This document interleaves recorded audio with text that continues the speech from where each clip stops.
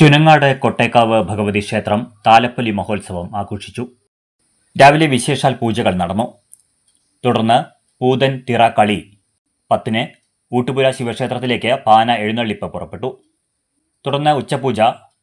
വൈകിട്ട് 4:30-ന് ഊട്ടുപുര ശിവക്ഷേത്രത്തിൽ നിന്ന് പാന എഴുന്നള്ളിപ്പ് ഗജവീരന്റെ അകമ്പടിയോടെ പുറപ്പെട്ടു. വിവിധ വേലക്കമ്മിറ്റികളുടെ വേലകൾ ക്ഷേത്രാങ്കണത്തിലെത്തി. ഗജവീരന്മാർ, വാദ്യമേളങ്ങൾ എന്നിവ അകമ്പടിയായി. വണ്ടിവേഷങ്ങൾ, പൂതൻ തിറ, വിവിധ കലാരൂപങ്ങൾ എന്നിവ വേലകൾക്ക് മാറ്റുകൂട്ടി.